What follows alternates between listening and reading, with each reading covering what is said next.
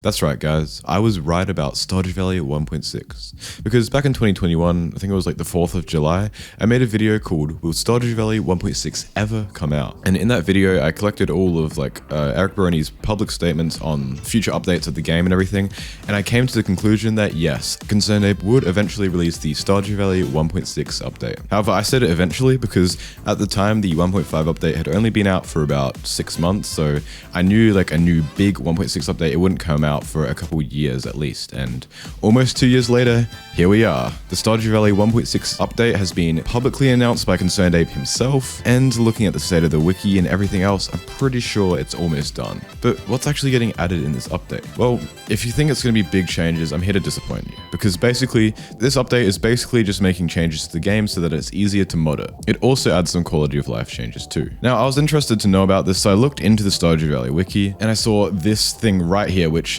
okay, it might sound a bit complicated, but I'll explain it in normal people terms after I read it, okay? So just bear with me. Each item now has a string ID, item ID, and a globally unique string ID, qualified item ID.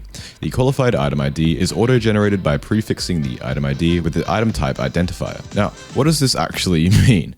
Well, basically, okay, in Stardew Valley, every item has an item ID. Now, this is pretty common knowledge because of the item ID exploit, but basically, in Stardew Valley, there are different types of objects. So items, so like an amethyst, piece of food, whatever, they're all items, and they're also technically objects, but because items are objects, but there's also different types of objects. For example, the mushroom box in the mushroom cave, that is technically an object in the game. It creates an item. However, you can't make the item. It's an uncraftable item, right? You can't craft the mushroom box in the mushroom cave. And because it's a different type, it's not like an item, it's a different type of object. Because of this, it is in a different part of the code. And because of this, items and different types of objects and everything, they all start from 0. So all the weapons, all their item IDs start from 0, all the objects start from 0, all the normal items start from 0, etc. Now, here's the thing. When you all start from 0, actually there might be some numbers skipped in between there and some of them, but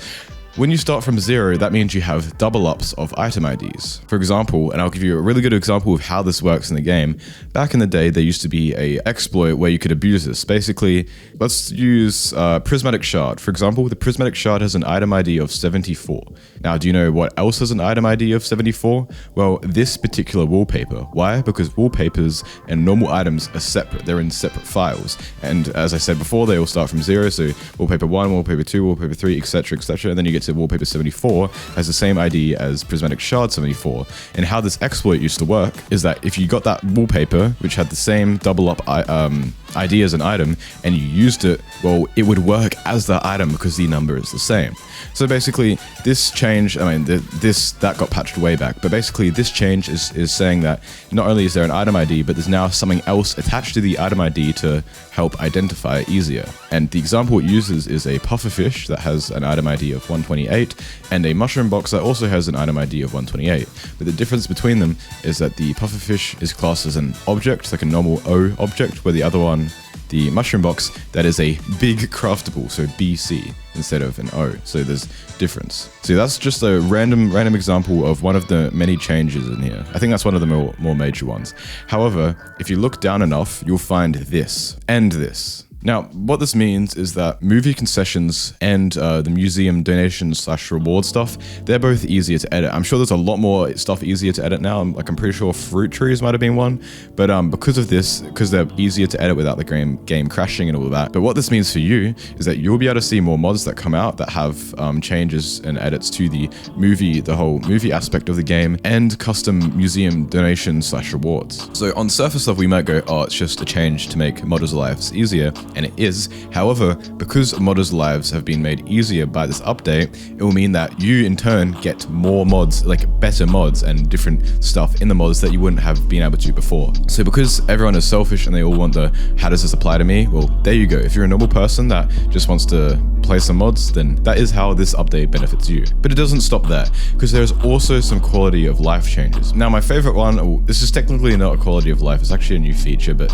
it's basically a quality of life one, is that when you're on the map, your position on the map will update in real time. So instead of you just randomly teleporting from one section of the map to another, it will show up on the mini-map in real time. Now, this kind of makes like hide and seek a bit harder. If you've ever done Stardew hide and seek with your friends, it's kind of funny. But yeah, that is actually a pretty cool update, that feature of the update. But some other cool new features / quality of life changes from this is that the farmhouse and pet bowl can now be moved through Robin's menu, so you can design your farm better. You can now place the farm computer anywhere to see a summary of that location instead of just the farm. So you can put the farm computer somewhere, like for example Sinasap Forest, and then it will show you how many forageables are in that area. You can no longer lose the golden scythe, infinity weapons, or tools when dying. The mushroom cave now provides mushrooms every second day. It was unintentionally changed to daily in Stardew 1.5. So yeah, that's just fixing something that happened in Stardew 1.5. I actually didn't even know about that. That's kind of funny. Shops now have a slight delay when you're buying and selling items, so that like you don't accidentally double click and buy something you're not supposed to, which I've done before, so I appreciate that. There's some stuff about the museum reward stuff not being buggy anymore. Deleting a save on PC is now faster. I'm so glad, because they used to just take forever to delete, and I never knew why. Like the file's probably like not even, it's probably like 7 meg max. Why does it take so long to delete? More performance improvements. You can now spawn the Ginger Island Shrine item pedestals like as normal items if you have an item spawner. I think this is just used for decoration though, if for mod developers, so another cool thing for that. And there's a lot of buff fixes, so buffs aren't as buggy anymore. Oh, this one's a good one. Fixed issue where breaking a bee house containing honey would drop a generic honey item instead of the flavored honey would produce when harvested. Yeah, that's a good one. There's actually heaps and heaps of fixes in here. But something I do want to see one day is that for you to be able to buy more than one animal at once. This is just a quality of life change, but basically, whenever I do a mass operation of pigs, and I have like, I don't know, a couple barns full, that's like 12, 24, 48-ish pigs I have to buy at once, and then I have to do it manually. I have to go click, click, click, click, click, and it's just annoying as hell. But if I could just type in the number 48 and then they would all auto select or something, or I could select which barn they could do, maybe 12 at a time, that would be really helpful. I wish that would one day get implemented. Also, there's some, I always love looking at bug fixes because they show like bugs and glitches getting fixed. And okay, so it fixed able to equip a staircase as pants to obtain trim lucky purple shorts. Okay, so basically you used to be able to do this. Yeah, you saw that, you used to be able to do that. Now that's getting fixed. That's sad. I wish you kind of kept that in, but doesn't really matter. Fixed wilderness farm spawning a stone and water. That's kind of weird. And this is honestly the most interesting one. Fixed trash bear treated as a villager. Example, it could theoretically be picked for quests. By quests, I'm pretty sure it means the help wanted things outside of the PS store, but that's actually kind of weird, especially because you need a certain, you have to be so far in the game to access it. Actually, maybe the quest would only happen once you've unlocked the character, but yeah, that's still kind of weird. Also, something interesting I found while searching through that wiki page is that there's actually a official Stardew Valley wishlist mod update thing. Like, people can submit ideas to this wiki page, and it will actually go on an official list on the wiki for Concerned Ape to add those things to the game, like a Stardew Valley update wish list. I'm pretty sure that's what you call it. However, it does say that if you request something that Concerned Ape has to completely rewrite the game for, it won't get accepted. So yeah, I'm guessing that's like, for example, if you request children or something, for example, a very big update that's not going to get accepted because he has to rewrite the whole game for it. Which, speaking of the child update that I mentioned, that was something I went over in my original Will Stardew Valley 1.6 ever come out video. Because I wanted to stretch the video to 8 minutes, I talked about some stuff that people would want added to the game, and I went over the child update, like children actually growing up as like a good, cool update that basically everyone has wanted for a long time. Now, the thing is, of course, this update isn't going to be a major update. It's just quality of life and bug fixes and making modding easier. However, I feel like Concerned Ape still wants to update the game a bit more, like put some major content changes in the future. For example, I need to find the tweet. I'm pretty sure, I'll just put it up on screen right now if I find it. But in a 1.7 update, there could potentially be some major content added. Now, do I one, ever think that Stardew Valley 1.7 will come out? And two, do I think it will be a major content update? Well, yes. I believe, looking at this tweet and just the way Eric Barone thinks about his games, I do believe that the Stardew Valley 1.7 update will come out one day and it will add new content that isn't just quality of life and like bug fixes, like actually add some new content. Now, will it be as big as 1.5? Probably not. I'm also predicting that Stardew 1.5 will be the biggest update for a while, if not ever. Like, I feel like maybe one day, like a Stardew Valley 2.0, if he ever gets there, sure, that could be bigger than 1.5, but for now, 1.5, I think that's going to be the biggest update for now. Also, I want to just preface this by saying that if a 1.7 update comes out and it has lots of content added, I don't think it's coming out for years, like a couple of years at least. Because like right now, the 1.6 update isn't even out yet, so yeah. And he'd probably also support this to mobile, which takes ages, as we saw the 1.5 update. So yeah, again, yeah. And oh yeah, also another reason why is because he's making Haunted Chocolatier at the same time. Now he slowed down development on that to get the Stardew 1.6 update out, and that makes sense. But remember, he's only one man. He can really only work on one thing properly at a time. So like, I'm guessing it will be like Stardew 1.6, maybe like the bug fixes after that and stuff, all the stuff that comes out, like what Stardew 1.6, 1.2, etc. And then he'll go back to Haunted Chocolatier, maybe release that, then look at a Stardew 1.7. Who knows? It could come out before, like whatever.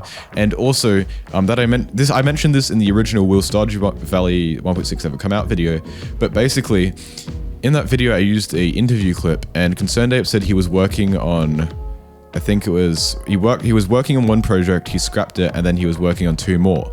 Now, this was before Haunted Chocolatier was announced, so he's announced Haunted Chocolatier. That means one of those projects is Haunted Chocolatier, one of those projects is scrapped, and then there's a mystery project.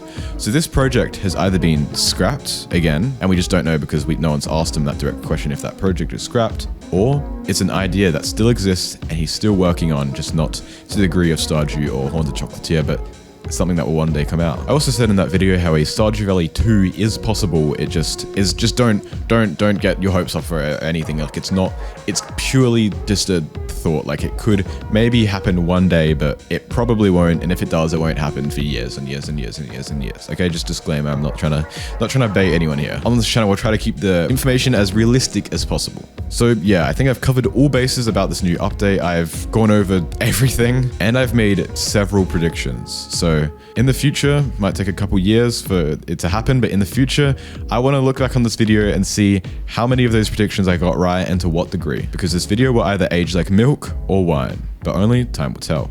Anyway, yeah, thanks for watching the video, and watch this video on screen right now as I go over all the dark details of the Stardew Valley Expanded mod, which is the most popular Stardew Valley mod of all time. Well, technically Content Patcher is, but who cares?